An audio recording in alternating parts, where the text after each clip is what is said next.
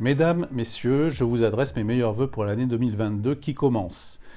L'année 2021 aura été à l'image de la précédente, dans la continuité de la gestion de la crise Covid, avec la gestion du confinement, des tests, puis de la vaccination. Nous avons continué un travail collectif intense dans un contexte particulièrement tendu, sans doute davantage que l'année précédente, du fait notamment de toutes les difficultés de recrutement, tant médicaux que paramédicaux, qui nous auront pas facilité la tâche. Je vous remercie encore pour votre sens des responsabilités et votre dévouement.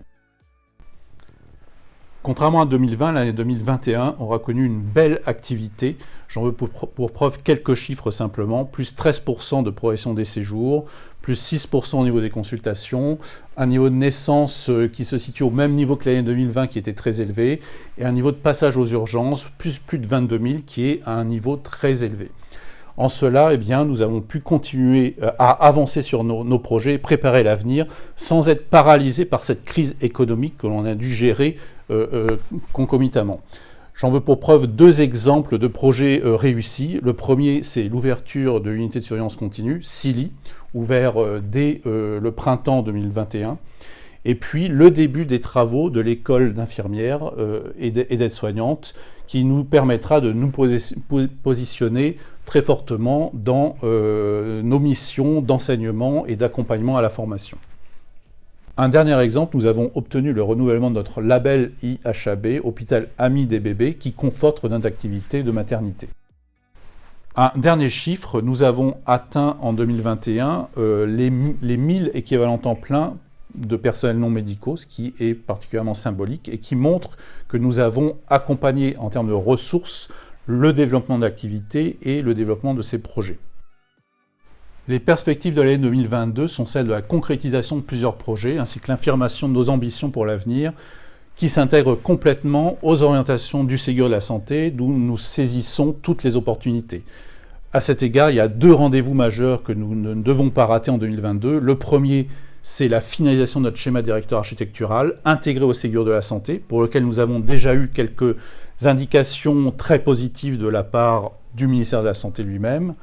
Et puis le deuxième rendez-vous, c'est la visite de la Haute Autorité de Santé qui va venir certifier nos activités et garantir la qualité des soins que nous prodiguons à la population.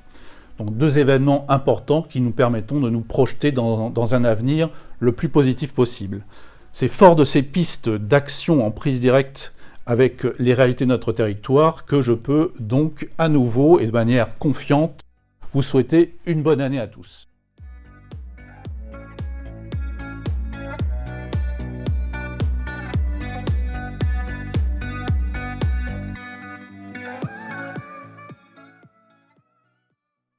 Mesdames et messieurs, 2021 a été une fois de plus une année dure, dense, qui laisse des traces.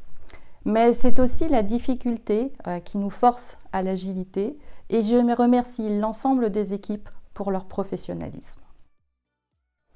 2021 est également l'année des records. Records en fermeture de lits sur la période estivale.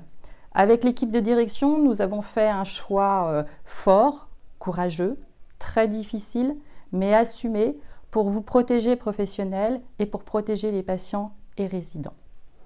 Record également des indicateurs de tension aux urgences depuis septembre dans ce service qui répond H24 quand il était défaillant dans bien nombre d'établissements en France.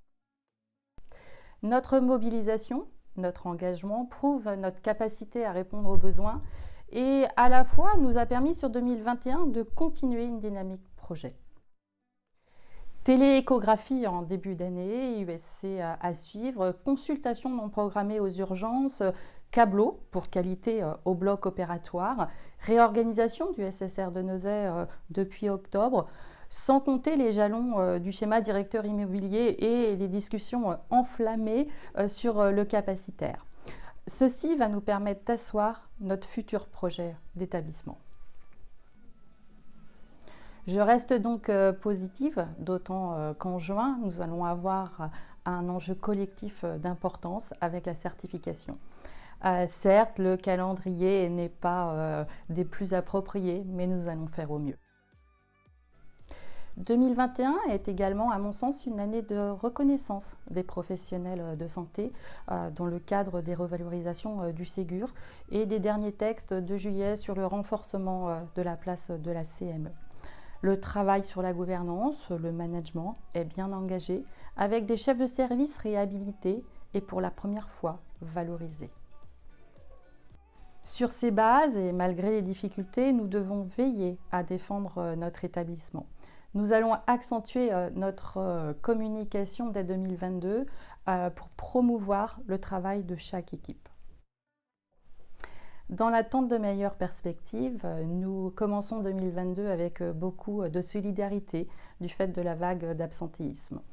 Nul doute que nous aurons besoin cette année encore d'une bonne dose de clairvoyance, beaucoup d'énergie et encore plus de courage pour continuer d'assurer la qualité et la sécurité de la prise en charge de nos patients et nos résidents. Je vous adresse donc mes meilleurs vœux pour cette année 2022. Prenez soin de vous et de vos familles. Merci.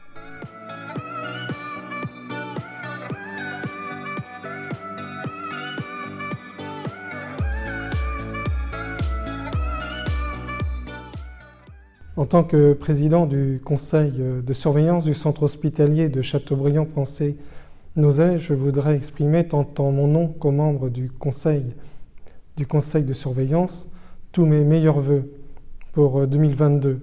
Que cette année soit une année où la santé, qui est devenue une priorité nationale, se concrétise au profit du plus grand nombre. Nous connaissons tous, malheureusement, la situation sanitaire depuis près de 2 ans dans notre pays. Est-ce que le Covid a eu comme conséquence des décès, des maladies, des personnes qui ont été isolées et des troubles psychiques dont on ne parle peut-être pas encore assez. Bref, la situation est anxiogène, ce qui fait que la priorité est bien la santé. Ça a toujours été personnellement mon ambition et mon engagement. Depuis 2001, j'ai souhaité que l'hôpital de Châteaubriand soit à la hauteur de ce qu'en attendait la population. C'est pour ça que depuis une vingtaine d'années maintenant, le centre hospitalier est devenu le 3e du département, après Nantes et Saint-Nazaire.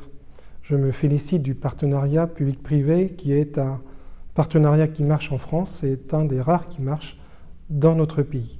Je me réjouis de la possibilité pour notre centre hospitalier de pouvoir bénéficier d'investissements permanents, lesquels d'ailleurs vont s'accélérer. En effet, le Ségur de la santé annoncé au mois de novembre a retenu Châteaubriand dans les priorités d'investissement. Cela est d'autant plus facile que nous avons préparé depuis plusieurs mois, depuis plusieurs années, un schéma directeur immobilier d'envergure. Notre objectif est quoi? C'est de doubler les urgences, lesquelles avaient déjà doublé il y a une 12aine d'années. Notre objectif, c'est aussi de bien accueillir les patients, puisque le nombre de chambres individuelles est très insuffisant. Bref, il n'y a pas un service qui ne va bénéficier d'un investissement important dans les années qui viennent. Notre situation financière le permet. C'est que nous l'avons prévu depuis longue date, la gestion est saine. Mais ces investissements ne pourraient se faire sans le professionnalisme des 1000 agents du centre hospitalier. C'est à eux que je voudrais exprimer toute ma reconnaissance et celle de la population, puisque travailler en milieu hospitalier, c'est un dévouement, 24 heures sur 24, 7 jours sur 7, il n'y a pas de RTT, il n'y a pas de week-end, il n'y a pas de vacances. Il faut que l'hôpital soit toujours ouvert pour accueillir le plus grand nombre, que ce soit pour des actes heureux, je pense à la maternité, ou pour l'accompagnement de fin de vie. Bref, toute ma gratitude, je veux l'exprimer à ces soignants. Je voudrais aussi remercier l'encadrement, puisque c'est une véritable entreprise, c'est un budget de 80 millions d'euros. Et je voudrais me réjouir que 2022 voit des investissements auxquels personnellement je tenais, qui vont se concrétiser, je pense, à la maison de santé pluridisciplinaire, puisque nous allons accueillir au mois de septembre non seulement le centre de dialyse tant attendu par beaucoup de personnes ici, mais une maison pluridisciplinaire avec un renforcement de l'offre médicale. Je pense notamment aux médecins généralistes. Je pense aussi à la construction qui va bientôt débuter de l'IFSI, l'Institut de formation aux soins infirmiers. Grâce au conseil régional et à la volonté de Christelle Morancet, nous allons construire un véritable IFSI nouveau qui va voir ses effectifs passer de 180 étudiants à 210. En effet, il est primordial que nous ayons un centre de formation ici, de façon à ce que le personnel soignant puisse être en nombre. D'un côté, on ne peut pas avoir d'investissement s'il n'y a pas cet accompagnement de l'ensemble de ces professionnels. Bref, vous voyez, on est sur un pôle qui est en mouvement, un pôle qui est rattaché au centre hospitalier universitaire de Nantes. Je salue la coopération avec le CHU, qui est une coopération du quotidien, avec ses 85 médecins présents sur le pôle ou qui viennent y travailler, avec ses perspectives. On peut dire aujourd'hui que le pôle santé de Choiseul est un atout pour notre population, un atout pour le territoire. Alors, la situation est difficile, certes.